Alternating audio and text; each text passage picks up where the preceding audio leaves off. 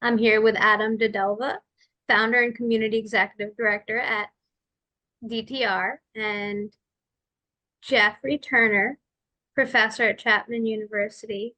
And they're here to talk about funding models for open source projects. Hello, hello. So if you want to tell me a little bit about the project to start, that would be great. Awesome. I guess I'll quickly go first and then I'll pass it to Jeff. So, hi everyone. Adam, I used to work at Microsoft as an Azure specialist and I left to found DTR. We conduct research around blockchain technology, around open source software, generally just how to build software somewhere, right, wherever it ends up. And so I work very closely with Jeff Turner as one of our strategic advisors, and I work with him on a project called Abravera, and I'll let him introduce himself and explain a little bit more about what we're doing with Abravera. So, Jeff? Sure. Yeah, I'm a adjunct professor over at Chapman University in the computer science department, and I've been working on open source for several years, along with a set of blockchain and crypto projects. And basically, what's come up over the last few years is it's become quite obvious that much of the future of open source is in these new funding models around initial coin offerings and community funding mechanisms, particularly related to tokens and blockchain and even Bitcoin. So we formed a group. It's now simply just an LLC. It's not yet set up as a DAO, but we're forming a group that creates a new funding model using something called smart wallets and smart contracts to fund open source initiatives. And at a high level, that's what Abravera is about. Zoe, if you want, I can share my screen and dig into a little more detail around this if you'd like. Sure, that would be great.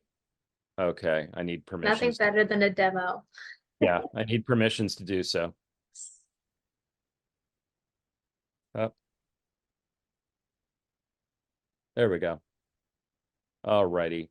1 second here. But yeah, the way I see it is that we've gone through basically what happens every time that humanity needs to rescue itself and reinvent itself. We get a new type of capital formation. And we're now in a new phase of capital formation. I don't know if you guys can see my screen. Not yet. All right, it's not showing the right. It's not showing the right picture. 1 second. There we go. All right. Hopefully that.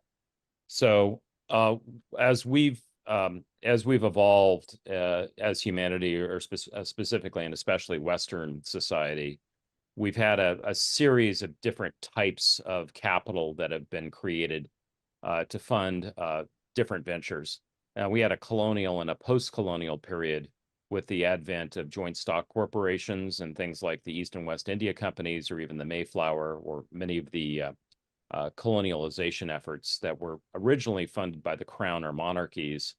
And we've transitioned now into a post-colonial period where we have public corporations and free banking and such. And the big thing that happened around this time, especially with the Revolutionary Wars and such around the world, was things like the Buttonwood Tree Agreement or free banking and bourses, whereby the stocks, the equities in those joint stock corporations could be sold on exchanges. And then after World War I and World War II, we moved into what I call a free enterprise period. And the big transition here was prior to the World Wars, we had private capital, and then we moved into a new form of capital, which was debt-based public capital, which is pretty much what most of us think of today, if you're in the crypto space, as TradFi. And there was a huge rise in these ventures with with debt-based money and public-private partnerships and such.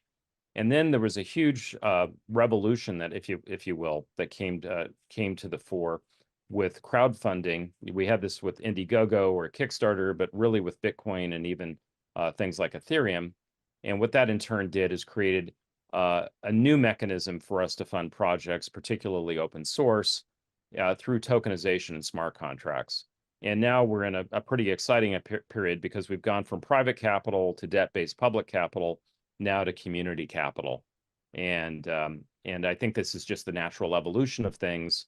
To put this into perspective, You know, open source has probably gotten a few $100 billion of funding under the old model here in the green. And as we've moved into this new orange space, if you will, and especially as that relates to Bitcoin, if you're into the orange pill movement around Bitcoin, we've got a new set of capabilities where literally, probably over $1 trillion has now been put toward open source projects. And that's just in the last dozen years or so. Any thoughts or questions? No, this says a lot. I mean, I've definitely seen. Pretty deep and dense, so I'm happy to answer anything more specifically about this, but I think that this represents really where we are at and where we're going. Yeah, and maybe I can bring this over to a tactical use case, right? So one of the things we saw at Microsoft is, open source is important. And so back in the day, Microsoft was looked at as like the closed source, let's, commercialize products and it's our version and we're going to crush competition. And they realized actually we need to invest in this open source movement. And they did that by investing in GitHub, right? So GitHub fits into that green pillar of where we were and where we are. Currently, we're transitioning into this new phase of community capital. But even then, when you think about what's happening with open source, and there's these incredible developers that exist in the world that are contributing to code that becomes mission critical to infrastructure, to software packages, to hardware, right? And it's like, how do we keep the contributors to open source and these critical projects compensated, right? How do they get recognition? How do they get acknowledgement for their contributions to society? Not just from a pat on the back perspective, which they've already gotten. How do they get compensated from a monetary perspective? And that's what the Abravera framework is really looking to address. There's a massive gap between value created and monetization. So we're looking to equalize that quite a bit. And another tactical use case. So we're helping change and reshape the open source crowdsourced funding model. That's step one. Step two, well, now that we have a new crowdsourced funding model, how do we commercialize products so that when a organization that's a Fortune 10, Fortune 50, Fortune 5,000 organization, how do we provide those solutions and tools and also get people compensated in that framework? So effectively consolidating the open source fog, so to speak, and then bringing out outcomes as a function. So if a customer, a large organization that typically spends, for example, $50 million a year on a public cloud provider, what if they reallocated some of that budget, those dollars and cents, to an open source funding model? And then from there, we create products that are philosophically aligned to not only that customer, but potentially the world, right? And that's where we can now distribute not only wealth, but innovation. And so my job at Microsoft as an innovation specialist was to actually do some of that, but under the Microsoft umbrella. And it kind of felt a little bit weird because I had this bigger philosophy, and the Abravera framework actually allows for that philosophy to come to fruition with DTR. By the way, DTR, we have the original author of Docker on our team, which is fun to say, as well as the founder of the IBM Meta Open Source AI Alliance. So we have a very core philosophy around open source contributions. I used to work at Sonatype, which is focused on open source security, right? So like the concepts around open source are very true to me personally, and Abravera enables a new generation of security and just thinking through how to make money in the process of contributing to open source, which is quite radical. So we're very excited to contribute to that. That is really amazing. It's very upsetting to see hardcore open source contributors out of work. It's absolutely ridiculous. So this is a problem that you're addressing from the human capital perspective as well as innovation perspective, which are obviously aligned. Did you want to speak a little bit more about the, contribution and talent management aspect? Undeniably. So I'll give you a very tactical example. There's an incredible open source contributor to an open hardware initiative that potentially may allow for vertically integrated stacks in open hardware chip design, right? What does that mean? What does that translate to? What if we had an open source NVIDIA chip? ... That's disruptive, right? So in theory, right, if you have the right architects, the right engineers, the right open source project, you can crowdsource something like that. And we may or may not be involved in that specific initiative. And where do we find them? from the community. So this is just an example of why I'm not chief executive officer, I'm community executive officer, but these are the projects that we can sponsor, fund, crowdsource, and then bring to market by working with the incumbents like Intel, AMD, NVIDIA, insert potential partner for this design process. We can work with them to bring better, more cost-effective chips back to the market, especially which can impact the emerging markets as well, because they may not have $30,000 for an H100 laying around, right? They really do need to reduce cost of overall just general infrastructure and software. This is how to do it. Amazing. Absolutely amazing. Wow. Organic. Yeah, maybe to take this back a little tangibly in this orange period here, if you will, you know, Bitcoin came along in 2008, 2009, didn't necessarily have an open source model or a foundation or any formal techniques set up to fund the ongoing development. And some would argue that it's kind of atrophied or become ossified as a result. Then Ethereum comes along, let's see, 7 years ago, I think it's been. And it has a complete model built into the system itself to provide continuous funding and make sure that those open source developers get paid for the project. Now, there's arguments against that through this thing called initial coin offerings. And in fact, we're seeing a divergence in the markets if you follow the crypto markets, whereby Bitcoin's price continues to rise and a lot of the what's called ICOs are paling in comparison and with the valuations that they're set versus Bitcoin. And much of that is due to something called a fair launch. Bitcoin underwent a fair launch, whereas Ethereum had pre-allocated tokens, and it was previously set up so that there were a bunch of people that were rewarded just for simply initiating the project. We're now entering into a phase with, particularly with things like smart wallets such as on Ethereum, and that will soon be coming to Bitcoin, where we can create loan and dividend contracts for projects. So this should provide sustainable funding models for open source simply by embedding a smart contract and a wallet into your project. And that's what Abravera is ultimately about. That's amazing. So, I mean, I think the big elephant in the room, there's a lot of complaints out there about the lack of funding for open source, but the fact is we probably have north of $1 trillion that's been applied to open source projects through these ICO and tokenization approaches with the smart contracts. So it's pretty obvious to me that that's where the transition is going to happen.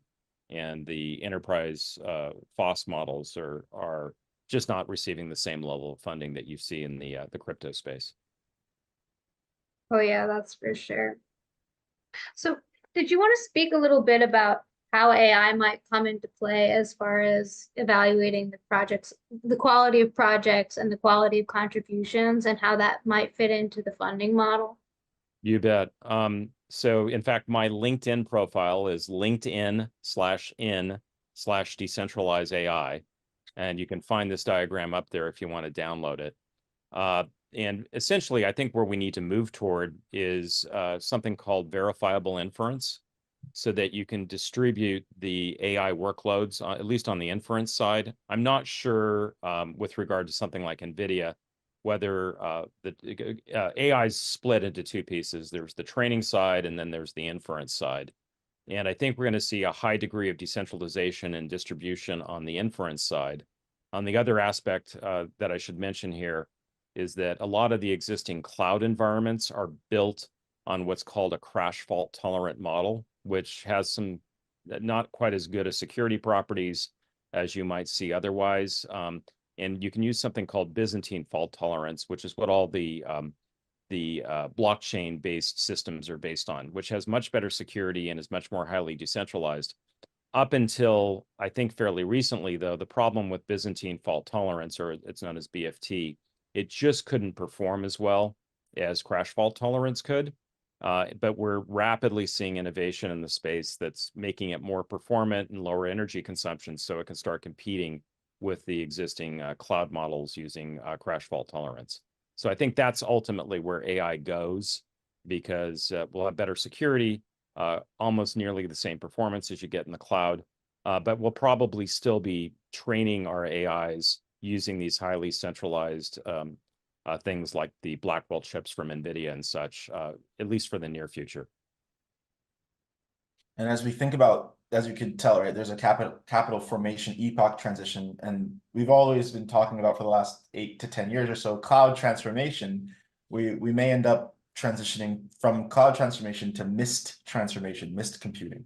And I think it just rolls off the tongue. I think it's and so this is a big part of what we're seeing is, you know, there if you can get the same economic impact or efficiencies or better than a public cloud provider, why not, right? Again, if it's more secure, it has the potential to be closer to your end user, given the regional concerns of the data centers.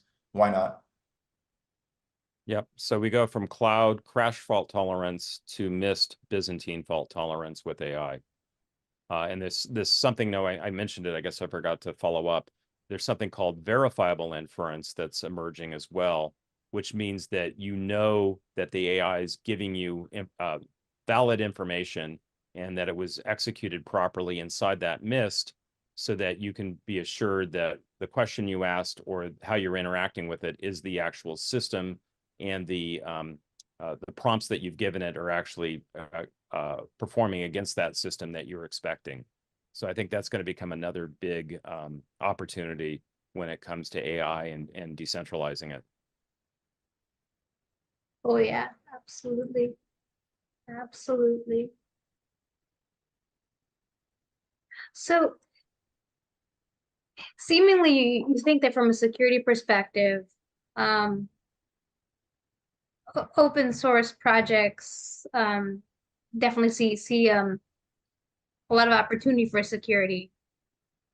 But are there any downsides that you want to highlight as well?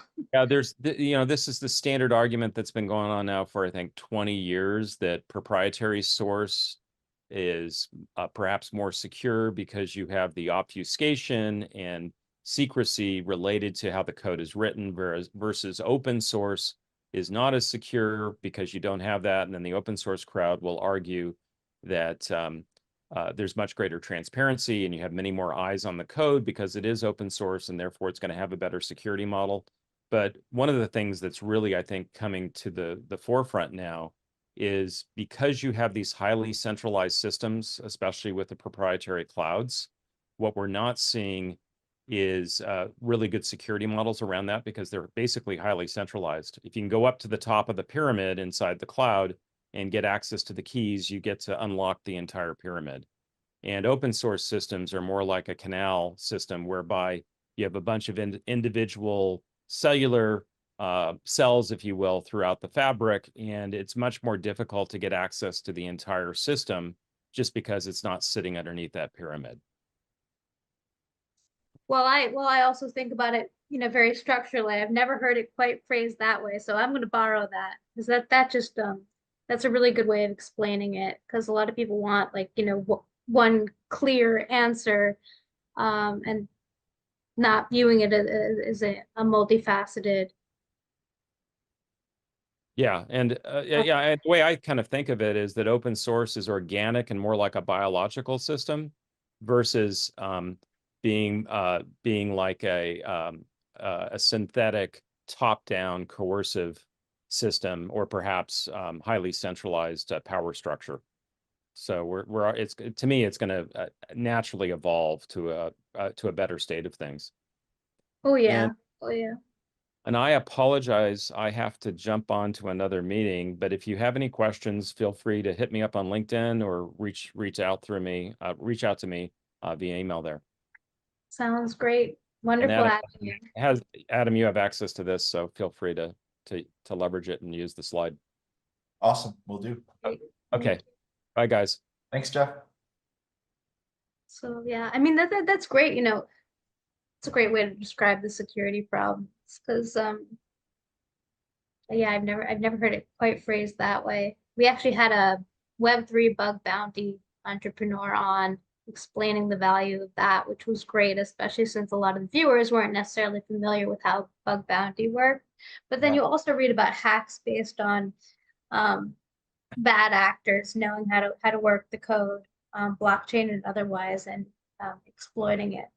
So you see that, the concept of security through obscurity definitely applies in terms of the proprietary case.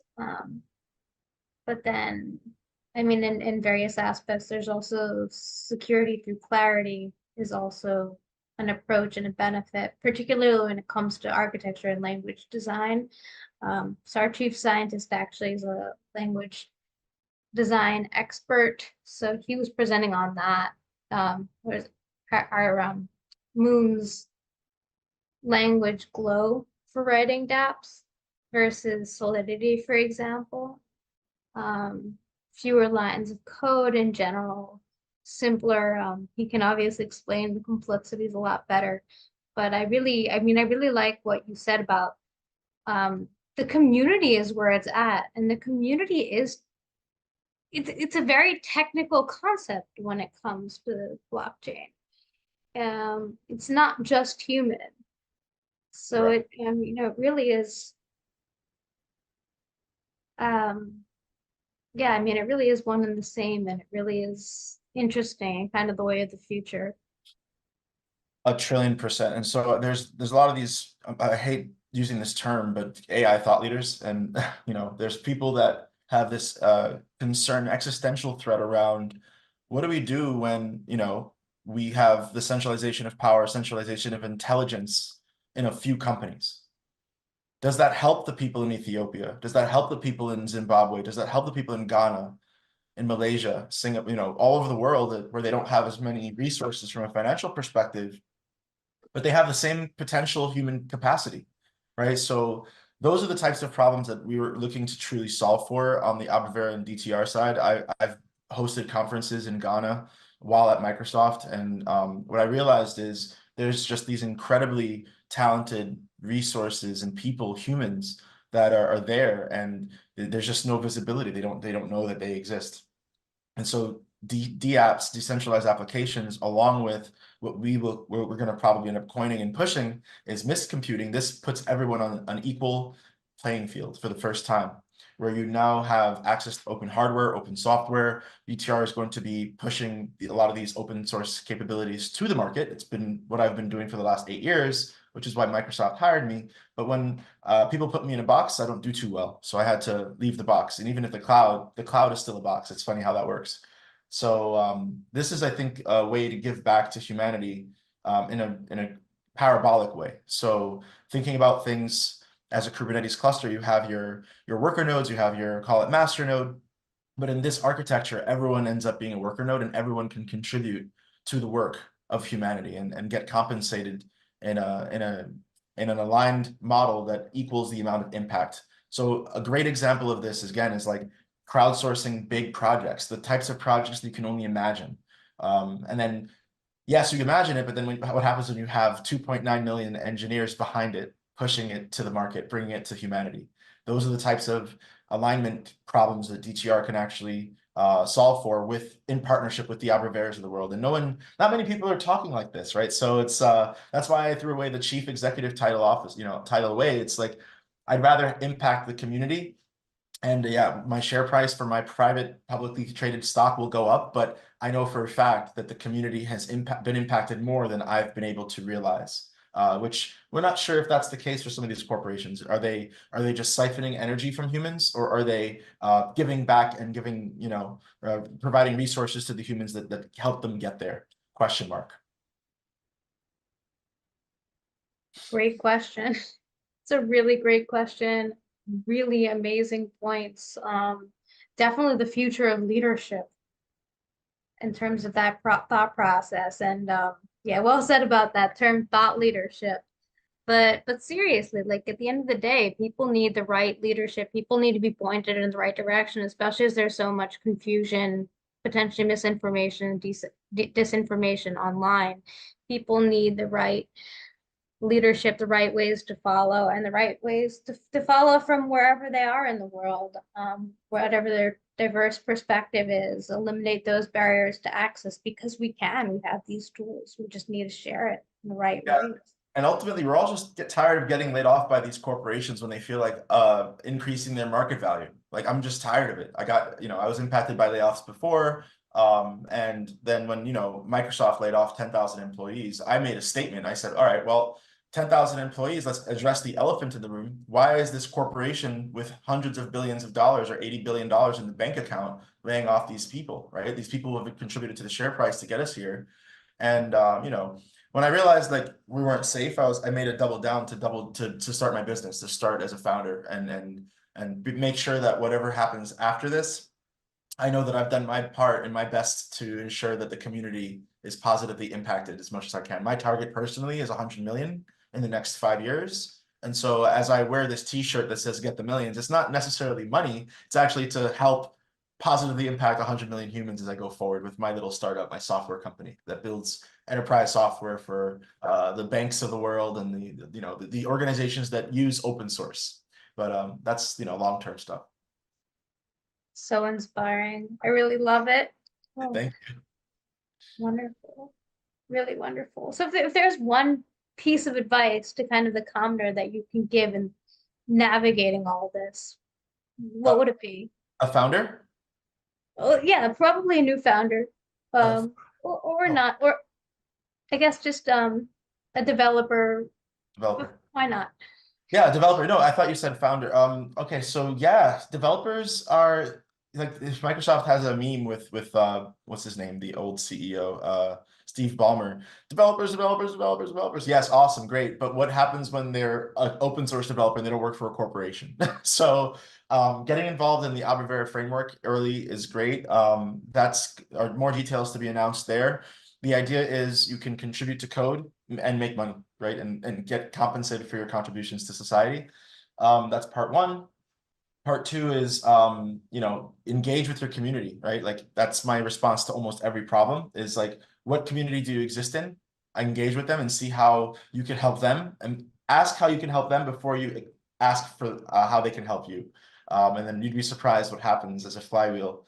Otherwise, if you're just in a silo, you're working by yourself on a problem that nobody else sees, it's not very helpful. So use GitHub, leverage the current incumbent tools, but be sure that there are going to be alternatives to the open source Forge. So that's our mission. It's to build the Forge of open innovation. And I think this is a model of how we do that with decentralized applications, blockchain, and overall just open source contributions. Love it. Love it. Stay inspiring, everyone, and follow Adam. And it's a wrap. Thanks, everyone. Nice to meet you virtually.